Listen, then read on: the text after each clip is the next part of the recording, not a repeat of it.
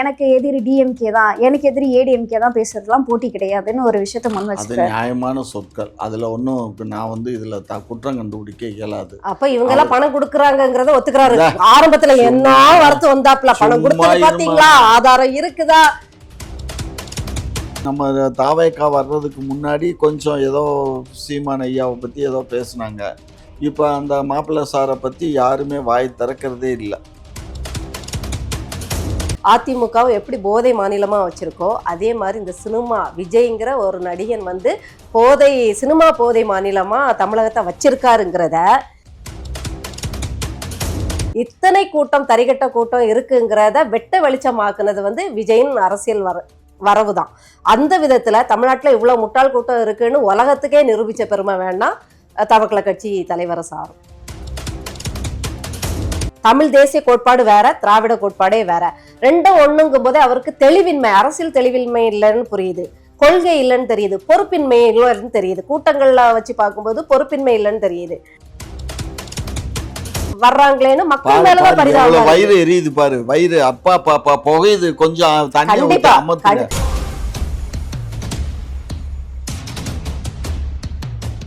சீமான் அவர்கள்கிட்ட வந்து ஒரு கேள்வி முன்வைக்கிறாங்க. விஜய் வந்து இந்த மாதிரி டிஎம்கே டிவிகேக்கு தான் போட்டின்னு சொல்றாரு, அந்த மாதிரி உங்களுக்கு யாரு போட்டின்னு கேட்கும் போது அவர் ஒரு விஷயத்த முன்வைக்கிறாரு. போட்டினா ஃபர்ஸ்ட் உங்களுக்கு என்னன்னு தெரியுமா, நான் வாங்கின ஓட்டு ஒரு ரூபாய் கூட கொடுத்து நான் வாங்கல.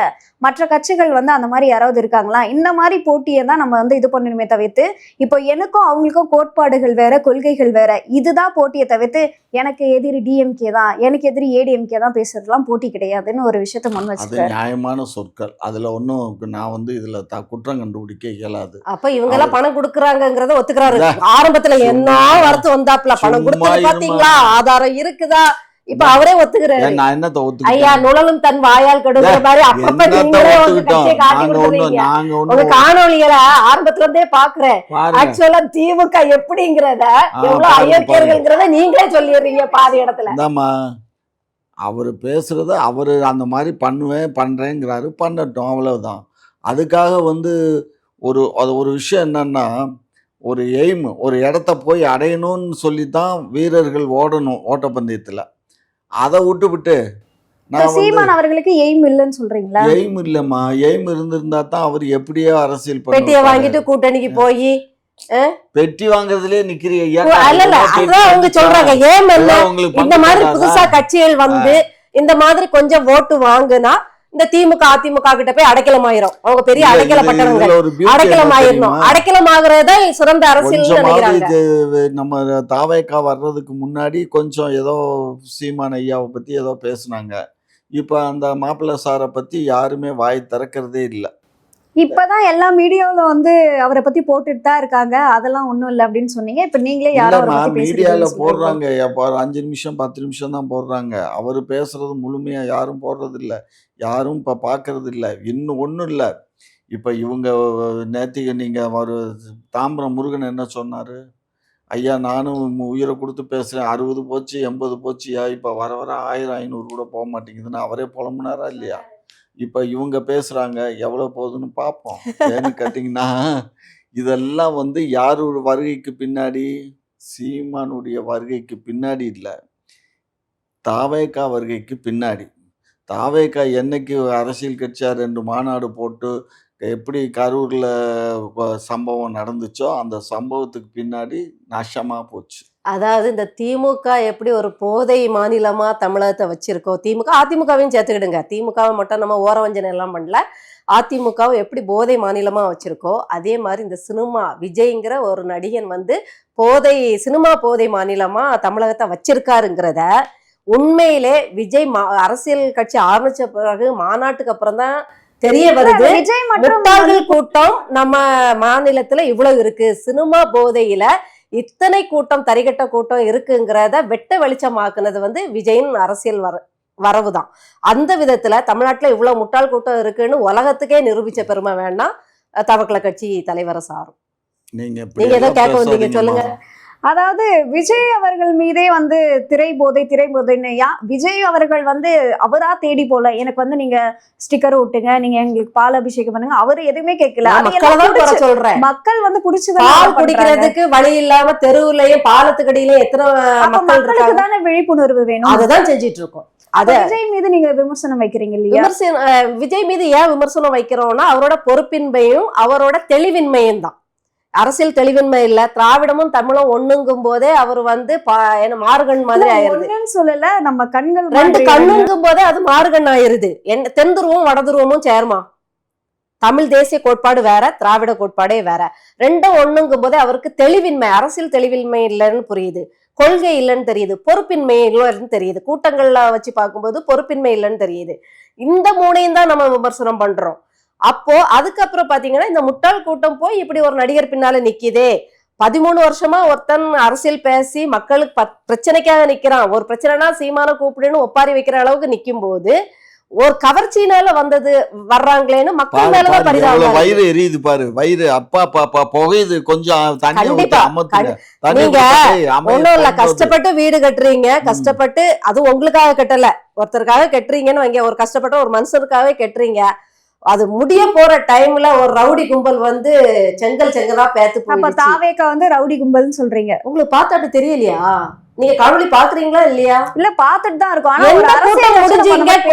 செருப்பு குப்பை மாதிரி இருக்கும். எந்த கூட்டம் இது வரைக்கும் திமுகவே எடுத்துக்கோங்க, அதிமுக எல்லாம் சேர், திமுக அதிமுகல உள்கட்சி பூசல் இல்ல வெளிக்கட்சி பூசல்ல சேர் எடுத்து மண்டையை உடைச்ச வரலாறுகள் உண்டு. அரசியல் படுகொலைகளை நிகழ்த்தியிருக்காங்க உண்டு, கொலைய தார, அது மக்கள் பண்றது உண்டு. ஆனா இந்த ஒரு கட்சி கூட்டத்துலதான் மலை மாதிரி செருப்பு குவிஞ்சு கிடக்கு. பொது என்னது கட்டிடங்களுக்கு, பொது சொத்துகளுக்கு சேதாரம் விளையுது. எங்கேயாவது பொது சொத்துக்கள் சேதாரம் விளைஞ்சிட்டு அந்த அளவுக்கு எந்த தலைவர்களுக்கும் கூட்டம் கூடனது இல்ல இல்லையா? கூட்டம் கூடட்டோங்க, ஆனா அது தருதல கூட்டமா இருக்குங்கிறதுக்கு அடுத்த வீட்டுக்கு என்ன தருதல கூட்டம் அப்படி இப்படின்னு என்ன உங்க வீட்டை வந்து உடைச்சா நீங்க என்ன வார்த்தை உடைச்சிட்டாங்க? எத்தனை கடையை உடைச்சிருக்காங்க, எத்தனை நீங்க பாக்கலையா? கூரைய உடைச்சிட்டு போனதெல்லாம் பாக்கலையா? ஒருத்தர் வீட்டு ஓனர் வந்து கம்ப வச்சு தட்டுறாரு, ஏறாதீங்க. அப்படியும் ஏறி போய் மொட்டை மாடல இளநிய பறிச்சு திருடி குடிக்கிறானுங்க. திருட்டு கூட்டம் சொல்லவாப்போ இந்த பாருங்க. அடுத்த வீட்டு தென்னையில போய் கம்பியில போய் உங்களுக்கே அது பார்த்தா உங்களுக்கு தெரியல. என் வீட்டை வந்து ஒரு 3-4 வருஷத்துக்கு முன்னாடி ஒரு புது கிறிஸ்துமஸ் முடிச்ச டைம்ல திடீர்னு பக்கத்து வீட்டுல பல்பு உடஞ்ச சத்தம் கேக்குது. பால்கனில வந்தா எவனோ குடிகாரன் உடைச்சிட்டு போயிட்டான். அவன் அந்த வீட்டுக்காரன் எப்படி திட்டினான்? பொறுக்கி நாயை பிடிச்சிட்டு வந்துட்டாங்க. பிடிச்சிட்டு வந்து 4 அடி அடிச்சுட்டு என்ன திட்டுறாங்க? தருதலை, பொறுக்கி நாயை தான் திட்டுறாங்க. அப்போ உன் வீடு உடையும் போது தருதலை, அடுத்த வீட்டுக்கு உடைச்சா அப்படிதான் சொல்லுவோம், தருதலை கூட்டம்னு தான் சொல்லுவோம். நீங்க எங்கேயாவது பாத்திருக்கீங்களா? அரசியல்ல சண்டை போட்டு சேர உடைச்சிருக்காங்க. ஆனா பொது அதாவது ஆர்ப்பாட்டத்துக்கோ இந்த பொது கூட்டத்துக்கோ இந்த கலையபரங்கள் நடக்கிறது இல்ல. எப்ப வந்து ஒரு போர்க்களமா இப்படி வச்சிருக்காங்களோ அப்போ தருதலை கூட்டம் தான் நம்ம சொல்ல முடியும். செயல்பாடுகளை வச்சுதானே சொல்றது. இப்போ சமீபத்துல வந்து கோவையில பாலியல் வன்கொடுமை நடந்தது. அதை தொடர்ந்து நேற்றிரவு பாத்தீங்கன்னா ஒரு பெண்மணி வந்து ரோட்ல நடந்து போயிட்டு இருக்காங்க. ஸோ அந்த பெண்மணியை கார்ல கடத்தி கொண்டு போறாங்க. ஸோ இந்த சட்ட ஒழுங்கெல்லாம் பார்க்கும்போது உங்களுக்கு எப்படி இருக்கு? சட்டம் ஒழுங்குகளை பார்க்கும்போது இப்போ பாத்தீங்கன்னா கோவை சம்பவத்துல கூட காலுக்கு கீழே சுட்டு பிடிச்சோம் அப்படின்ட்டு சொல்லியிருக்காங்க. அவங்க சுடாம கூட பிடிச்சிருக்கலாம். சுட்டு பிடிச்சதோட நோக்கம் என்னால புரிஞ்சிக்க முடியுது. அவங்க மொழியில ஒரு பயமுறுத்தணும், இன்னொருத்தையும் செய்யறதுக்கு வந்து பயப்படணும், சுற்றுவாங்கங்கிற பயம் இருக்கணும், காலில் பாஞ்சது இனிமே வந்து கழுத்துக்கு பாயறதுக்கு நேரம் ஆகாதுன்னு ஒரு பயத்தை கொடுக்கணும்ட்டு காவல்துறை நினைச்சு கூட சுட்டு பிடிச்சிருக்கலாம். அப்படியும் பயம் இல்லைன்னா சட்டம் ஒழுங்கு ஒரு பக்கத்துல சீர்கேடுன்னு புரிய முடியுது, இன்னொரு பக்கத்துல மக்கள் வந்து அவ்வளவு வக்கரமா, அதாவது இந்த மனிதர்களும் ஆண் வர்க்கமும் வந்து அவ்வளவு வக்கரத்தனத்தோட போகுது. இவங்க முழுக்க வந்து பெண் போதை, அப்புறம் வந்து நிஜ போதை, எது மது போதை, மாது போதையில நிரம்பி வழிகிறாங்கிறதும் புரியுது. சட்டம் ஒழுங்கும் சரியில்லை, இந்த மனுஷ பயல்களோட மூளையும் சரியில்லைங்கும் போது என்ன எப்படி இது எங்க கொண்டு போய் முடியும் அப்படிங்கிறது தெரியவில்லை. தினமும் வந்து நெருப்புல நடக்கிற மாதிரி சொல்லுவாங்களா, வயிற்றுல வந்து நெருப்பை கட்டிட்டே நடக்கிற மாதிரி தான் நம்ம நடக்கணும் போல இருக்கு. இதை எப்படி பார்க்கனே தெரியல, ரொம்ப கவலையா தான் இருக்குது. நெருப்பா வச்சிருக்க வயிற்றுல நீ வாட்டி தீய வச்சு விட்டு போயிடாத. இப்பதானே வைத்தறிச்சல் சொன்னீங்களா? அதான் போக ஓஹோ அதான் நெருப்பு வச்சிருக்கனாலதான் போக வருதா? திமுக ஆட்சியில சட்ட ஒழுங்கு கெட்டு போயிருக்குன்னு சொல்றாங்க இவங்க. சட்டமாவது ஒழுங்காவது அதை பத்தி அவங்களுக்கு பாருங்க, என்ன தெரியும்? பாத்தீங்களா? சட்ட அவரே ஒழுங்கை போட்டு பத்தி கொடுத்துருவாரு உங்களுக்கு என்ன திமுகவோட தெரியும்? லட்சணத்தை எப்பவுமே. சட்ட ஒழுங்கை பத்தி உங்களுக்கு என்ன தெரியும்? நாங்க வந்து தவறுகள் நடக்காம பாதுகாக்கிறதுக்கு முயற்சிக்கிறோம். அப்படி இருந்தும் 1, 2 தவறுகள் நடக்குது. தவறுகள் செய்தவங்கள உடனடியாகவும் நாங்க செக்யூர் பண்ணி நீதிமன்றத்தில் நிறுத்தி அவங்களுக்கு தண்டனையும் வாங்கி கொடுக்குறோம். அதுக்கப்புறம் ஒரு அரசு என்ன இல்ல செய்யும்? 1, 2 இல்ல, தினந்தோறும் நடந்துகிட்டு இருக்கு தினந்தோறும் தொடர்ச்சியா. தான் நடக்கும். 8, 10 பேசாம லட்சம் ஒரு பேர், சட்டம் 10 போடுங்க, கோடி 10 ஆம்பளை கோடி எல்லாம் பேர் வெளியிலே இருக்காங்க. வரக்கூடாது அப்படின்ட்டு. 10 கோடி பேர் இருக்காங்க. ம். 10 கோடி பேர் இருக்க நாட்டுல இதெல்லாம் நடக்கத்தாம்மா செய்யும். ஏமா வளர்ச்சி அடைஞ்ச சார் அமெரிக்காவிலேயே நடக்கதான் செய்யணும். அப்ப செய்யும். பெண்கள் எப்படி வந்து நடமாறுறது? பெண்கள் எப்படி நடமாறுதுன்னா எல்லாம் உன்ன மாதிரி முழுசா கவர் பண்ணிட்டு வரணும். இந்த மாதிரி எல்லாம் பேசக்கூடாது. இந்த மாதிரி பைத்தியக்காரத்தனமா பேசக்கூடாதுயா. 7 வயசு குழந்தை, 5 வயசு குழந்தை என்ன கவர் பண்ணிருக்கோம்? அதுகிட்ட என்ன கவர்ச்சி இருக்கும்? 80 வயசு பாட்டி சேலையோட தான் போறா. அவங்க பாரம்பரிய தமிழர்களோட பாரம்பரிய உடை எதுன்ட்டு 100 வருஷத்துக்கு முன்னாடி பாத்தீங்கன்னா உங்களுக்கே புரிஞ்சிடும். இருந்தாலும் இவங்க பாடியிலே சொல்லுவோம், பாரம்பரிய உடை வந்து 8 கஜ சேலை அப்படிங்கிறாங்களே. 80 வயது பாட்டி நல்ல சேலை கட்டிட்டு தான் போறா. அந்த பாட்டிய போதையில இதே மாதிரி பண்ணி கொல்லவே செஞ்சிருக்காங்க. இப்ப கூட ஏதோ ஒரு மான் தோப்புல அதே மாதிரி ஒரு பாட்டியை பண்ணியிருக்காங்க. இந்த பாட்டி என்ன கவர்ச்சி காட்டியிருப்பாங்க? இந்த பாட்டியோட ஆடை எந்த விதத்துல அவங்கள இது பண்ணியிருக்கோம்? ஆடையை சொல்லவே சொல்லாதீங்க. மனுஷ மூளையில ஆடை விழுந்திருக்கு, அந்த ஆடையை பிடுங்கணும், அவ்வளவுதான். 10 மணிக்கு மேல இருமா அனாவசியமா ஆம்பளை வெளியில போக கூடாதுன்னு சட்டம் போடணும். இப்போ நாய் கடிச்சிச்சுன்னா இப்ப கூட வந்து 11 மணிக்கு ஏன் அந்த பொண்ணு வெளியே போனான்னு கேக்குறீங்க? ஏன் அந்த பையன் வெளியே போனான்னு யாரும் கேக்குறது இல்லையே. உங்க வீட்டுல நீங்க ரோஜா தோட்டம் வளர்த்து வச்சிருக்கீங்க. ஆம்பளை பையில ரேப் பண்ணியாச்சுன்னா ஐயோ ஆம்பளை பையில ரேப் பண்ணிட்டான்னு எந்த பத்திரிக்கைக்காரனும் எழுத மாட்டான். ஏன்னா ஆம்பளை அத வந்து ஏத்துப்பான். அதான் பொம்பளைய ரேப் பண்ணாதான் பொம்பளைய ரேப் பண்ணிட்டான்னு எழுதுறான். சார் தப்பு பண்றது அவங்களுக்கு, அப்ப தண்டனையும் அவங்களுக்கு தான் இருக்கணும். ஏன் பெண்களுக்கு தண்டனை கொடுக்குறீங்க? வெளியில வரக்கூடாது அப்படின்னு. வெளியில வரக்கூடாதுங்கிறது இல்ல, நேரங்கட்ட நேரத்துல வெளியில சார் வரக்கூடாது. எல்லா நேரமும் ஒண்ணுதான்யா. ஒரு டைமுக்கு மேல வெளியே வரக்கூடாதுன்னு சட்டம் போடுங்க. அப்படி போடுங்க. அப்ப 10 மணிக்கு மேல யாருமே வரக்கூடாது. பெண்கள் வரக்கூடாதுன்னு நீங்க பெண்களுக்கு எப்படி சொல்லுவீங்க? எல்லாத்துக்கும் சட்டங்கிறது எல்லாத்துக்கும் ஒண்ணுதானே தவிர ஆணுக்கு. அப்போ அதான் சொல்லணும், ஆணுக்கு 11 மணிக்கு அந்த 3 பேருக்கு அங்க என்ன வேலைன்னு கேளுங்க. ஆண்களும் வரக்கூடாது, பெண்களும் வரக்கூடாது. அப்படி சொல்லுங்க. நாங்க எதுவும் சட்டம் போடலம்மா. ஏம்மா சட்டம்லாம் போடல. எத்தனை மணிக்கு நீங்க வரணும், எத்தனை மணிக்கு தான் போகணும், சட்டம் ஒண்ணும் இல்ல. இது மனித சுதந்திரம். நீங்க எப்ப வேணாலும் வரலாம், எப்ப வேணாலும் போகலாம். பாதுகாப்பு இல்லையே. அதன பாதுகாப்பு நம்ம இல்லைன்னு வீட்டுல ரோஜா செடி வளர்க்குறோம், ரோஜா பூ அழகா பூத்திருக்கும், பாக்குறதுக்கு மட்டும் தான் அனுமதிப்போம். இவங்க வீட்டுல ரோஜா செடி வளர்க்குறாங்க. தெருவுல போற வாரவே ரோஜா அழகா இருக்குன்னு பிடிச்சி அப்படி கசக்கி எடுத்துட்டு போனா விட்டுருவாங்களா? ஒரு நாள் விடுவாங்க, 2 நாள் விடுவாங்க, பிடிச்சி 4 சாத்துவாங்க. உனக்கு ரசிக்கிற வரைக்கும், அழகா ரசிக்கிற வரைக்கும் தான் உனக்கு உரிமை. கை வைக்கிறதுக்கு யார் கொடுத்தா உரிமை? உன் வீட்டு ரோஜா செடிக்கு, உன் வீட்டு கொய்யாப்பழத்துக்கு, உன் வீட்டு மாம்பழத்துக்கு நீ இவ்வளவு வேலி போட்டு அவ்வளவு பாதுகாப்பா வச்சுட்டு அதே மீறி ஒருத்தன் குதிச்சு வந்து திருடிட்டான்னா அவரை கட்டி வச்சு அடிக்கிறது இருக்குன்னா, பெண் உடல் அதை எப்படி ஒருத்தன் தொடர்றத பத்தி நீங்க பேசுவீங்க? சீமான் அவர்கள் கிட்ட வந்து இந்த கூட்டணி சம்பந்தமா கேட்கும் போது, என்னோட மனநிலை எப்பவுமே வந்து கூட்டணியை நோக்கி போகாது. ஏன்னா 10% வாக்கு வச்சிருந்த விஜயகாந்த் அவர்களே என்னானாருன்னு உங்களுக்கு தெரியும் இல்லையா அப்படின்ற மாதிரி சொல்லியிருக்காரு. அப்போ விஜயகாந்த் அவர்கள் வந்து கூட்டணி வச்சதுனால்தான் அந்த கட்சியோட செல்வாக்கே குறைஞ்சது அப்படின்ற மாதிரி சொல்ல வர்றாரா? இல்லடா, அதை நான் ஏற்றுக்கொள்றேன். ஏன்னு கேட்டீங்கன்னா, ஒரு அரசியல் கட்சி நம்ம தனியாக இயங்கினோம்னா வெற்றியோ தோல்வியோ தனிச்சு நிற்கிறது தான் ஒரு பழமொழி சொல்லுவான்ல, ஒரு ஆண்மைக்கு அழகு அப்படிங்கிற மாதிரி ஒரு பெண்ணுக்கு அழகு அப்படின்னு சொல்ற மாதிரி ஒரு கட்சிக்கு அழகுங்கிறது என்ன புடுங்க போறாரு கேட்டாப்ல. தடிச்சு நின்று என்ன புடுங்க போறான்னு சொல்லல கேட்டிருக்கீங்க. இதுக்கு முன்னாடி ஒரு காணொலியில பேசும்போது சொல்லியிருக்காப்ல. அது அழகுதான், இல்லைன்னு சொல்லலை. அதே சமயத்தில் கூட்டணிக்கு போனோன்னு சொன்னால் கூட்டணியில் 5 சீட்டோ 10 சீட்டோ வாங்கிட்டு இப்போ ஒன்றும் வேண்டாம். விடுதலை சிறுத்தைகளுக்கு எங்களுக்கு 12% ஓட்டு இருக்குன்னு சொல்கிறாரு. 12% ஓட்டை எங்கே ப்ரூவ் பண்ணாங்க? இப்போ சீமான் 8.2 ப்ரூவ் பண்ணிட்டாரு. விசிகா ப்ரூவ் பண்ணலையே. விசிகா தான் 4 எம்எல்ஏ 2 எம்பி வச்சிருக்காங்க. 4 எம்எல்ஏ 2 எம்பினா அது கூட்டணியில தாண்டா இருக்காங்க. இது இப்ப மறுபடியும் 26 தேர்தல் வருது. 26 தேர்தலில் 4 எம்பி எம்எல்ஏங்கிறத ஒரு 10 எம்எல்ஏ கூட வர்றாங்கன்னு வச்சுக்கோங்க. அடுத்த நாளைக்கு 2 எம்பிங்கிறத ஒரு எம்பி 3 எம்பியாக இருக்கலாம். இது இப்படியே போயிட்டு இருந்தாக்கா 5 வருஷத்துக்கு தான் இந்த மாற்றங்கள். இது இன்னொரு அவருக்கு இப்போ இவருக்கு கிட்டத்தட்ட 60 62 வயசு ஆயிடுச்சு திருமாவுக்கு. அதுக்கப்புறம் இன்னும் ஒரு 15 20 வருஷம் ஆனால் என்ன ஆகும்? இப்படியே எடுபடி வேலை செஞ்சுட்டு இருக்க வேண்டியதா இப்ப சீமானுக்குமே நீங்க எடுத்துக்கோங்க, அவருக்கு 60 62 வயசு ஆயிடுச்சு மாப்பிள்ளைக்கு. 59 யாயா சரி 1 2 சரி கூட்டுறீங்க. விடுங்க. நாளைக்கு தான் அவருக்கு பிறந்த சரி நாள், இப்படி நாளைக்கு கூட்டு நான் கூட்டுன்னு வேணா கூட்டுறீங்களே. மாப்பிள்ளைக்கு இன்னொரு பொண்ணு கொடுத்துட்றேன், என் மருமகிட்ட சொல்லிடு. பிறந்த நாள்னா பொண்ணு கொடுக்கணும்னு அர்த்தமா? ஆகையினால 59 வயசு ஆயிடுச்சு. இன்னும் இப்ப இந்த தேர்தல் முடிஞ்சு இன்னும் 5 வருஷம் கழிச்சு ஒரு தேர்தலை சந்திக்க போறாரு. அப்ப அவருக்கு என்ன வயசு? இப்ப அது இப்ப ஓடி ஆடுற மாதிரி உங்க முதல்வர் மட்டும் 70 வயசுக்கு மேல ஆயிருச்சு அதான்டா இல்லையா? 70 வயசு 80 வயசு சொல்லியும் தான்டா ரொம்ப ஆக்டிவா இருக்க முடியும். ரொம்ப அவர் ஏன் ஆக்டிவ். இன்ஆக்டிவா இருக்காருங்கிறதுக்கு விடதை அவங்களே கிடைச்சிருச்சு. விளக்கம் கொடுக்குறாங்க. அதனால நீங்க வந்து இப்ப பண்ண முடியாது. இப்ப என்னை வச்சுக்கோ, நான் வீட்டுல இருந்து இங்க வர்றதுக்கே ரொம்ப சிரமப்படுறேன். இதே இது வந்து நான் இன்னும் தமிழ்நாடு பூரா நான் 5 முறை தமிழ்நாடு சுத்தி இருக்கேன். நான் போகாத குக்கிராமமே இருக்காது, என் கால் படாத இடமே இருக்காது. இனிமே என்னால அந்த மாதிரி சுத்த இயலுமா? கார்ல உட்காந்து ஒரு 100 கிலோமீட்டர் போறதுக்கே இடுப்பு கெடுக்குது. அப்படி இருக்கும்போது என்னால பயணிக்க இயலாது. அது அவ்வளவுதான். அந்த ஏஜ் அத பிலோ 60 மேக்ஸிமம் போனா அப்ப 65. ஸ்டாலின் அவர்களும் கூடிய விரைவில் ஆமா, ரிட்டையர் அவர் ஆகணும். இப்ப அவர் எங்க கார்ல ரொம்ப தூரம் எங்க பயணிக்கிறாரு? அதான் மக்களையே பாக்குறது கிடையாது. மக்களை பார்க்கலன்னு பார்க்கறதே எந்த கிடையாது. மக்கள் சொன்னாங்க?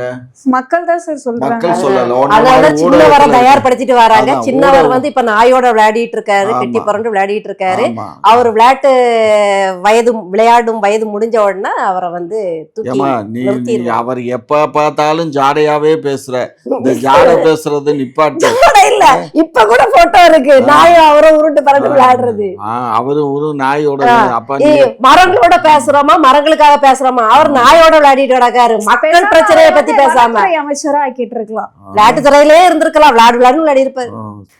சீமான் அவர்கள் வந்து சொல்லியிருக்காரு, இந்த மாதிரி ஒரு நாளைக்கு இந்த புலம்பெயர் தொழிலாளர்கள் ஒரு 5000 பேர் கிட்ட வராங்க, இவங்களுக்கெல்லாம் வாக்குரிமை கொடுத்தா தமிழர்கள் வந்து பயங்கரமா பாதிக்கப்படுவாங்க, அப்புறம் தமிழர்கள் தான் வெளியே போற மாதிரி இருக்கும் அப்படின்னு ஒரு விஷயம் முன் வச்சிருக்காரு. இதை எப்படி பாக்குறீங்க? அதுக்கு தாண்டா நாங்க அன்னைக்கு கூட்டம் போட்டோம் போன ஞாயிற்றுக்கிழமை. அதை ஏன் இவர் புறக்கணிச்சார்? இப்ப இவர் சொல்றாருல இதே சப்ஜெக்ட் தான். இல்ல எல்லா கட்சிகளுடைய அதாவது எல்லா கட்சிகள் என்ன சொல்றாங்கன்ற ஒரு விஷயத்தையே திமுக வந்து கேட்க மாட்டாங்க. அவங்களா ஒண்ணு முடிவு பண்ணி வச்சுட்டு பேசுவாங்க. அதுக்கு அது எதுக்கு நம்ம எப்படி? போகணும் அதாவது அப்படின்னு பேசுறாரு. பொண்ணே பாக்குறதுக்கு முன்னாடி எனக்கு அந்த பொண்ணு பிடிக்கலன்னு சொல்ற மாதிரி இருக்குது. அதேதான் அரசியலுக்கு வர்றதுக்கு முன்னாடி, அதிகாரத்துக்கு வர்றதுக்கு முன்னாடியே, அதிகாரத்தை கொடுக்க முன்னாடியே அவர் எப்படி மாத்துவாருன்னு கேட்க கூடாது. ஆமா, இதேதான் அதனால அதுக்கும் இது பொருந்தும். வந்து அவரு இன்னொன்னு, சொல்ற அண்ணன் தவறு. சீமான் அவர்கள் கும்பலோடு கோவிந்தா போடுற ஆள் இல்ல, தனியா நின்னு தனித்துவமா தன்னுடைய குரலை எழுப்பக்கூடிய ஆளு. அவர் இந்த கும்பல்களோட சேர்ந்துதான் கோவிந்தா போடணும்னு அவசியம் இல்லை. ஏம்மா, சொல்லுங்க.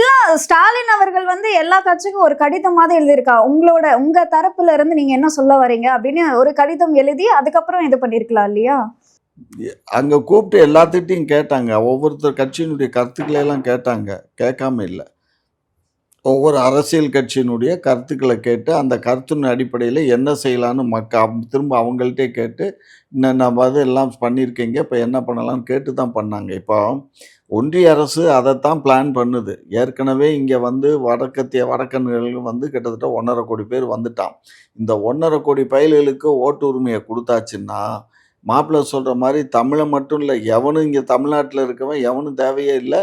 அவன் அழகாக பாரதிய ஜனதா கட்சி வெற்றியை பெற்றுட்டு அவன் மறுபடியும் வடக்கத்திய ஆட்சி இங்கே வந்துடும். புரியுதா? இதை மாற்றணுன்னா எல்லாம் ஒருங்கிணையணும். அதாவது வேற கூட்டணிக்கு வரணும்னு நான் சொல்லலை. இந்த மாதிரி பொதுப்படையான காரியங்கள். இப்போ இது வந்து இப்போ என்ன தெரியுமா, அந்த இதில் வந்து ஓட்டர் லிஸ்ட்டில் பேருக்கு ஒரு அப்ளிகேஷன் வந்திருக்கு. அந்த அப்ளிகேஷனை படித்து பாருங்கள், பைத்தியமே பிடிச்சிரும். அதாவது ஒரு பெண் இருக்காங்கன்னா அவங்க அப்பா அம்மா பேர், அப்போ அவங்களுடைய ஆதார் நம்பரு, இந்த பெண்ணோட ஆதார் நம்பரு, இந்த பெண்ணோட ஃபோன் நம்பரு, அவங்க அப்பாவுடையது, அதுக்கப்புறம் அந்த கணவனுடைய பெயர், கணவனுடைய தாய் தகப்பனுடைய பெயர், அதுக்கப்புறம் அந்த கணவனுடைய ஆதார் நம்பரு, கணவனுடைய ஃபோன் நம்பரு, இவ்வளவும் ஃபில்லப் பண்ணி 1902 மெம்பராக இருக்கீங்களா, அதுலேருந்து 2க்கு அப்புறம் எப்போ வந்தீங்க, இது மாதிரி எல்லாம் கேள்வியில் கேட்டு இதெல்லாம் கொடுத்து அதுக்கப்புறம் இதை பார்த்து அவங்க டைப் பண்ணி அதுக்கப்புறம் ஓட்டர் லிஸ்ட்டு வெளியில் வருமா. இது வந்து எவ்வளோ பெரிய அயோக்கியத்தனம். இப்போ ஏற்கனவே இவன் முன்னையெல்லாம் என்ன பண்ணுவாங்கன்னா, அந்த ஓட்டர் லிஸ்ட்டு கையில் இருக்கும். அந்த கையில் இருக்க ஓட்டர் லிஸ்ட் எடுத்துகிட்டு ஸ்கூல் டீச்சர்ஸ் தான், வேறு யார் பண்ண போகிறாரு, ஸ்கூல் டீச்சரோ இல்லை கிளார்க்கோ வருவாங்க, வீடு வீடாக வருவாங்க. இந்த மாதிரி இந்த இதில் இருக்கீங்க, நீங்கள்லாம் இருக்கீங்களா, யார் இங்கே இருந்தால் பாருங்கள், இல்லை ஆதார் கார்டு இருந்தால் கொடுங்க, கேட்டு அந்த நம்பர் அதில் குறிச்சிக்கிட்டு டிக் பண்ணிவிட்டு போயிடுவாங்க. இல்லை இறந்துட்டாங்கன்னு எழுதிக்கிடுவாங்க. யார் அட்ரஸ் மாறி போயிட்டாங்கன்னா அட்ரஸ் மாறிட்டாங்க, இந்த இது இங்கே இல்லை அப்படின்னு அதை இல்லைன்னு எழுதிட்டு போயிடுவாங்க. இதுதான் கரெக்டாக இருக்குமே தவிர, இப்போ இந்த மாதிரி அப்ளிகேஷன் கொடுத்து இதை பூரா அவன் மறுபடியும் அதில் ஏற்றுறான்னு என்ன கணக்கு தெரியும் நமக்கு? ஏற்றலைன்னா என்ன பண்ண முடியும்? ஒன்றும் இல்லை, வெரி சிம்பிள். நான் சொல்கிறேன், என் மருமகளுக்கு நாங்கள் எல்லாம் ஒன்றா தான் தேர்தல் வாக்கு சொன்னோம். இப்போ இந்த புது வீட்டுக்கு போன பின்னாடி, அது புது வீடுன்னா நேரத்தில் அது போய் 25 ஆகி போச்சு. அதை வந்து என்ன ஆயிடுச்சுன்னா, அடுத்த அப்பார்ட்மெண்ட்டு தீபா பிளாக்னு ஒரு அப்பார்ட்மெண்ட்டில் அவ ஓட்டு மட்டும் தீபா பிளாக்ல இருக்கு. எங்கள் எல்லாத்துக்கும், எனக்கு என் பையனுக்கு ஓட்டு வந்து மஞ்சு பிளாக்லேயே இருக்கு. அதை மாற்ற சொல்லி தேர்தல் சீஃப் எலெக்ஷன் ஏஜென்ட் ஆஃபீஸர்கிட்டே நான் கொடுத்தேன். அப்போ வந்து நான் ஒரு கட்சியில் இருந்ததுனால நான் சீஃப் எலெக்ஷன் கூப்பிட்டு மீட்டிங்லேயே கொடுத்தேன். அதுக்கப்புறம் பலமுறை அந்த ஃபார்ம் நம்பர் 6 பலமுறை கொடுத்துட்டேன். இன்னும் அந்த நேம் ட்ரான்ஸ்ஃபர் இந்த வீட்டுக்கு இங்கே பண்ணவே இல்லை. அப்போ எந்த அளவுக்கு இந்த தேர்தல் லாக்கா ஒர்க் பண்ணுதுங்கிறதுக்கு இது ஒரு எடுத்துக்காட்டு. வேணா அவங்க எடுத்து பார்க்கட்டும். என்கிட்ட எல்லாம் நான் ஃபைல் பண்ணி வச்சுருக்கேன், எந்தெந்த நேரத்தில் கொடுத்துருக்கேன்னு. எல்லாமே திருட்டுத்தனம், எல்லாம் போய். இது வந்து தேர்தல் ஆணையங்கிறது வந்து தேர்தல் ஆணையத்து மேல நீங்க குற்றச்சாட்டு வைக்கிறீங்க. தேர்தல் ஆணையம் தான். தேர்தல் ஆணையம் பண்ணுற அயோக்கியத்தனம், அளவில்லாத அயோக்கியத்தனம். இதை வந்து மாற்றி அமைக்கணும். இது வந்து மாற்றி அமைக்காத போது, இப்போ நீங்கள் பாருங்கள், ஹரியானாவில் ஒரே வீட்டில் 500 பேருக்கு அட்ரஸுக்கு ஓட்டு இருந்திருக்கு. 500 பேருக்கு. இப்போ ராகுல் காந்தி நேற்று எடுத்துட்டார். அதே மாதிரி ஒரு 20 லட்சம் ஓட்டு வந்து இப்போ அதிகமாக போட்டிருக்கான் இதில், பீகாரில். எங்கேருந்து வந்தான் 20 லட்சம் வாக்காளர்? எல்லாம் திருட்டுத்தனம்டா. இப்போ உங்களுக்கு என்ன தெரியும்? நீங்கள் உங்கள் வீட்டு உங்களுக்கு ஓட்டு இருக்குன்னா உங்களுக்கே ஓட்டு இல்லாமலும் பண்ணிடுவானுங்க. இப்ப நம்ம ஓட்டு அற்றவர்கள் தான். இப்ப நம்ம வந்து செல்லா வாக்காளர்கள். நம்ம ஓட்டே செல்லாதுதான். இப்ப நம்ம செல்லாத வாக்காளர்களா தான் இருக்கோம். இப்போ இந்த 4ஆம் தேதியில இருந்து நாம செல்லா வாக்காளர்கள். அப்ளிகேஷனை வாங்கி நம்ம ஃபில்அப் பண்ணி புதுசா பண்ணணும், கொடுத்து அது லிஸ்ட்ல வருமாங்கிறது நமக்கு எப்படி தெரியும்? மோடி மஸ்தான் வித்தைகள்ல இதுவும் ஒண்ணு இல்ல. இப்ப இவ்வளவு கேட்கிற நாய் என்ன பண்ணிருக்கணும், அந்த அப்ளிகேஷன்லயே ஏற்கனவே நீங்க எந்த பாகத்தில் இருக்கீங்க, எந்த பகுதியில் இருக்கீங்க, எந்த தொகுதியில் இருக்கீங்க அப்படிங்கிற அந்த டீட்டெயிலை கேட்டுக்கணுமா இல்லையா? எதுவுமே அதெல்லாம் அதில் இல்லை. அந்த அப்ளிகேஷனில் அதில் வரிசை என்னன்னு இருக்கும், அப்புறம் அந்த பகுதியினுடைய நம்பர் இருக்கும், அதுக்கப்புறம் அந்த ஏரியாவுடைய பேர் இருக்கும், தொகுதியினுடைய பெயர் இருக்கும். இதெல்லாம் இல்லை. இதுல இருந்து என்ன அவன் ஏமாத்துறதுக்கு எல்லா வழியும் பண்ணிட்டானா? ஒரே ராத்திரியில செல்லா காசு நம்மள செல்லா காசு. அதுக்கு தான் இதை வந்து நம்ம மாற்றி அமைக்கணும். இதுக்காகத்தான் நம்ம இது பண்ணதுன்னு அவர் முதலமைச்சர் கூட்டத்தை கூட்டினாரு. மாப்பிள்ளை சார் அதை புறக்கணிக்கிறாரு. மாப்பிள்ளை சார் மட்டும் இல்லை, இந்த நிறைய 4-5 எதிர்கட்சி ஏற்கனவே திமுகவோட பி டீம் சொன்னது போதாதா? இனிமே அதுல போய் உட்காந்து டீயை குடிச்சிட்டு வேற டீம் கத்திட்டு இருக்கணும். எதிர்கட்சிகள் பூரா தனியாவே நின்னு சொல்லி ஜால்ரா தட்டக்கூடிய எடப்பாடி வரல. அதுக்கப்புறம் அதிமுகவோட பி டீமா இருக்குமோ? நாம் தமிழர் ஆதரவு கொடுக்கறதா சொன்னாரு இந்த அனைத்து கட்சி கூட்டத்துக்கு. அதுதான்மா, யாரு? எடப்பாடி தரப்புல இருந்து. அப்படியா? ஸோ இதனால வந்து பாதிக்கப்படுறது நம்ம தமிழக மக்கள் தான். இந்த வடவர்களுக்கு பூரா ஒரே இடத்துல அப்ளிகேஷனை வச்சு அவங்க எல்லாத்தையும் டைப் பண்ணி எந்தெந்த பூத்தில் இப்போ சேர்க்கணுமோ அவன் சேர்த்துருவான். அவன் எந்த பகுதியில் இருக்கானோ அந்த பகுதியில் சேர்த்து அவங்களுக்கு கார்டை போட்டு கையில் கொடுத்துருவான். இப்போ இன்னும் தேர்தலே நமக்கு ஏப்ரல் மாதம் வரப்போகுது. இன்னும் எவ்வளோ நாள் இருக்குது? அதுக்குள்ளே இதெல்லாம் வீடு வீடாக போய் ஆய்வு பண்ணி இவ்வளோ பேர்த்தையும் நம்ம ஏற்றி, இவ்வளோ கிட்டத்தட்ட ஒரு தொகுதின்னு எடுத்திங்கன்னா குறைஞ்சது 3 லட்சம் 4 லட்சம் பேர் வருவாங்க. 3 லட்சத்தை வச்சுக்கோங்க. 3 லட்சம் பேர் வாக்காளர்களை பூரா வீடு வீடாக கேட்டு, அப்புறம் அந்த அப்ளிகேஷனை ஃபுல்லப் பண்ணி வாங்கி, அதை டைப் பண்ணி, அதை ஏற்றி, அது பேர் விட்டு போயிடுச்சா இல்லையான்னு நம்ம பார்க்கணுமில்ல. என் பேர் இல்லைன்னு சொல்லி நம்ம அதை போய் ஃபைல் பண்ணணும். இவ்வளோ வேலை இருக்கும்போது எப்படி பண்ண இயலும்? இதெல்லாம் பண்ணுறதா இருந்தால் 1 வருஷம் 2 வருஷத்துக்கு முன்னாடி நாடாளுமன்ற தேர்தல் முடிஞ்ச உடனே இந்த வேலையை ஆரம்பிச்சிருக்கணும். அதை விட்டு இப்போ பண்ணுறான்னா கடைசி நேரத்தில் இந்த மாதிரி குளறுபடி பண்ணுறதுக்காக தான் இவன் பண்ணுறான். எப்படி இப்போ இதில் பண்ணானோ பீகாரில், ஹரியானாவில் எப்படி பண்ணானோ அது மாதிரி தான். இது வந்து ஒன்றிய அரசு வந்து கண்மூடித்தனமாக எல்லாமே அவனுடைய ஆட்சி வரணுங்கிறதுக்கு இதுக்கு இந்த நேரத்துல மாப்பிள்ளை எல்லாம் ஒத்துழைப்பு கொடுக்கணும். ஒத்துழைப்பு தான் கொடுக்குறாரு. பிறகு திமுகவோட பி டீம்ங்கிறத உறுதிப்படுத்துற மாதிரி இருக்கக்கூடாது. ஏன்னா அந்த கும்பல்ல சேரல. இப்ப ஐயா வந்து அதிமுக மாதிரியே அதிமுகவும் ஆதரவு கொடுக்கல அப்படின்னு சொல்றதால ஒருவேளை இப்ப அதிமுகவோட பி டீமா இருப்பாரோ? ஏம்மா நாங்க பி டீம்ல ஏ டீம் இல்லம்மா. நாங்க வந்து அதாவது நாங்களா இருக்கோம். எங்க கூட 10 கட்சி கூட்டணியில இருக்கு. எங்க கட்சி நாங்க தனித்துவமா இருக்கோம். அது நாங்க நீங்க தனியா நீங்க நிக்கிறீங்க. கூட்டாது கிளம்பிருக்கீங்க. இங்க பாருமா, கூட்டாஞ்சோறு. இந்த பாருமா, நாங்க கூட்டாஞ்சோறு தான்மா. கூட்டாஞ்சோறுக்கு இருக்க மரியாதை மவுசு வந்து கிடையாது. அது என்னைக்காவது ஒரு கதை அப்படி போட்டு சாப்பிடுவாங்க. எல்லாத்துலயும் மீந்ததை போட்டு ஒரு கடை கடஞ்சி சாப்பிடுறது. பாரு, நீ கேரளாக்கார பொண்ணு இல்ல, நான் தமிழ் பொண்ணு. மாத்தி மாத்தி சொல்லாதீங்க. சரி, தமிழ் பொண்ணு நாகர்கோவில் தானே. அது எப்படி கேரளாவாவும்? சரி, இப்பதானே நாகர்கோவில் தமிழ்நாடோட சேர்த்து இருக்கு. 57 அதெல்லாம் கிடையாது. தமிழா சொல்லுங்க. ஏன் எனக்கு மாத்தாதீங்க. 57 தான் நீங்க தமிழுக்கு வந்தீங்க. எதா வேணாம், தமிழ்ல இருந்து தான் அது அங்க போச்சு. தமிழ் தான். இப்போ உங்க கேரளா அவியல் இருக்கு, நாகர்கோவில் அவியல், அது எப்படி பண்ணுவீங்க? எப்படி பண்ணுவோம்? எல்லா காய்கறியும் சேர்த்து போட்டு தானே பண்ணுவீங்க. அதான் அவங்க ஐயா பண்ணுறாரு அரசியலவியல். இன்னொன்னு, மூக்க வந்து இப்படி தொடுறதுக்கு பதிலா இப்படி தொடுறதுதான் இந்த இது. 2 விஷயம்தான். கள்ள ஓட்டு இறந்தவர்கள் பேர்ல போடப்படுது, இடம் மாறினவங்க பேர்ல போடப்படுதுன்னா ஏற்கனவே இருக்கிற வாக்காளர் பட்டியலை எடுத்துட்டு இறப்பு சான்றிதழ் கார்பரேஷன்ல இருந்து அந்த லிஸ்ட்டை எடுத்து அதுல சரி பார்த்துட்டு வீடு வீடா போய் வெரிஃபை பண்ணாலே போதும். அதே மாதிரிதான் புலம்பெயர்ந்தவர்கள் யாருன்னு பார்த்து அதை 2 வேலையை செய்யறதுக்கு அவங்க இழுத்து போட்டு நம்மள இன்னைக்கு செல்லா வாக்காளர்களாக்கி நம்ம ஓட்டுரிமையை பறிச்சுக்கிட்டு திருப்பி ஆரம்பிக்கிறாங்கன்னா ஒரு லட்சக்கணக்கான ஓட்டர்ஸ தமிழ் ஓட்டர்களை வந்து பிரிக்கிறாங்க.